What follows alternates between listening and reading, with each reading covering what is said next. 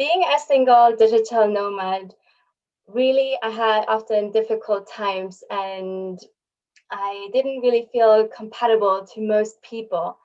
And so I really wish there was a more easier way for us remote workers, nomads to connect. And I know from my nomad friends that they too wish there was more meaningful friendships and relationships in their life.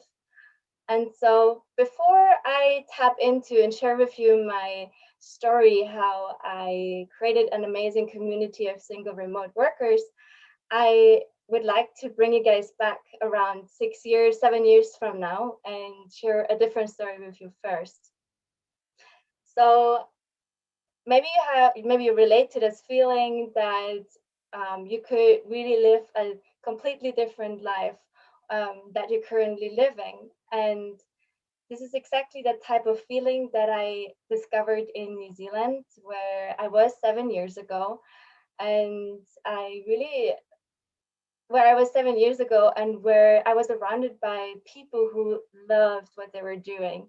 They were so passionate about their jobs, their lives, and yeah, it was very inspiring energy to be around. And so I was really inspired by that and wanted to bring this in my life as well.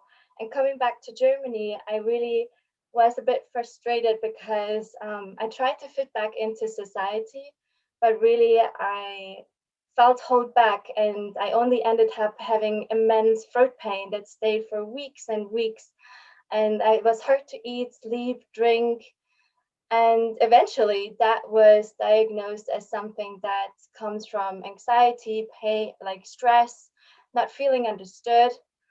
And that really hit me because I wanted to be strong and not come across weak. And most of all, I wanted to feel I belong. And so in that moment, yeah, it was difficult. And so we all humans, we really want this feeling of belonging somewhere. And it only went better with my throat pain when I decided to let go and follow my intuition, follow my gut. And I stopped my apprenticeship back then. And then that was around that time I heard about digital nomads for the very first time. And so I went to a conference where remote workers met, and that felt like coming home. That felt like belonging somewhere because so many people I discovered went through the same lifestyle change as I did. And a lot of people there were single as well or solo traveling. And we had many discussions there around dating as a nomad, what it's like. And as a traveler, it's quite common to have this it's quite common to have challenges around that because people come and go all the time. And so this was the very first time I thought about what if we bring single remote workers all together and help them connect. And this idea grew and it grew in my head and eventually became a really great idea that it really completely changed my life forever and for many people who found friendships, lovers, and even family through our community that I then named Nomad Soulmates. And so today I really want to share with you truly what it's like to bring nomads together for love and trying to solve a significant problem with loneliness. And imagine I was around 20 years old in that time, and I had no money, I had no expertise, I had no team, really had no clue of any of what I was doing. I just had this idea. And because of those limited resources, and I was dreaming about how amazing it would be to give people an application and have them meet through this. But because of my limited resources, I wasn't able to execute on that so fast. So what I did was opening up a Facebook group. And I will never forget that feeling when the first couple of months, because that really taught me that you don't have to be an expert on anything really at first or a perfectionist, because you grow into that while you're doing it. And this is exactly what I did. I was very open with everyone, sharing, well, I really done, I mean, we're all here in this group now together. So how can we shape this? How can we help us to meet in offline? And so what happened really amazed me, because it was the community that then was inspired to come in, share suggestions, and it was this amazing co-creative energy that happened. And so through that, I really learned a lot, and you really learn how to deal with things like international dating can be super interesting, and you learn how beautiful, diverse, and colorful we all are. So I ended up one day matching people with Excel sheets, and I guess that's what people do, like me, who are non-developers, and we do everything with Excel sheets. But I'm not lying, it was a lot of work. And so because of that, yeah, I was looking on the go, and that is what around that time where I met my co-founder Sebastian, who is a developer. And when he sees a problem he could solve, then he just wants to be involved. And so I will never forget that moment. We raised 8,000 US dollars for our very first dating platform. And it was this amazing energy again, where our community came together, and we had volunteers helping us filming a crowdfunding campaign, and other people who were in a smaller group with us, like 50 people. And they were all like marketers, copywriters, completely different backgrounds, different countries, and wanted this to be a success. And this was this energy that I felt so wow, because I've never experienced something like this before.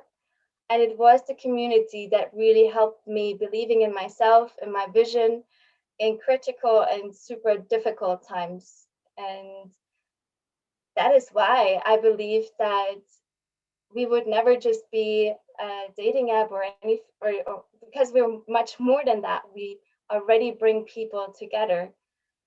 And talking about bringing people together, I will never forget our very first soulmates couple, which is from India. He is from India and she's from Germany.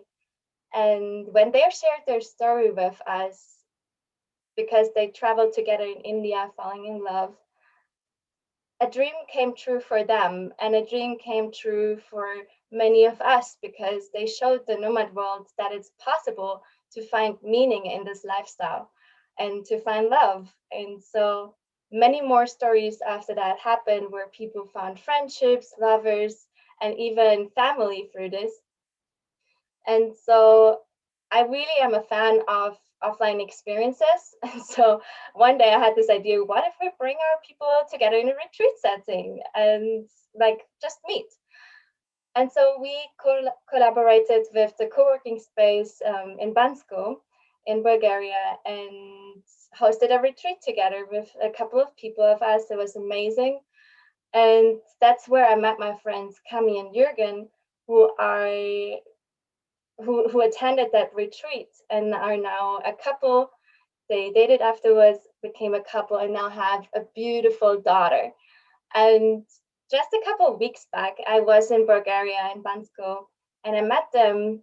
And so I was sitting on the living room floor and seeing this girl running around in circles and showing me all of her toys.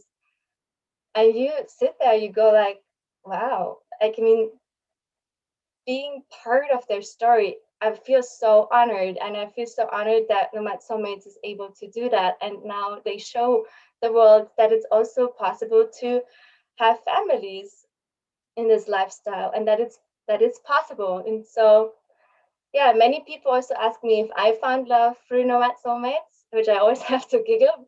And well, to be honest, I found love, and it was, I guess, more through my adventurous side, traveling through Bali, and I met my partner Nalam there in a coffee shop, and we had this instant connection, and are both passionate about travel, entrepreneurship, adventures, bringing people together. And so yeah, those are just a couple of stories from us, and hopefully many more to come.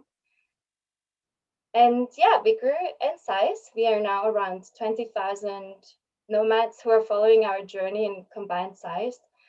And however, this co-creative, beautiful energy has always stayed the same. And this is how I met my second business partner, Kimberly, who is super passionate about shaping the soul of our upcoming apps that's launching soon for digital nomads to connect and have hopefully a lot easier way to make friendships and relationships happening.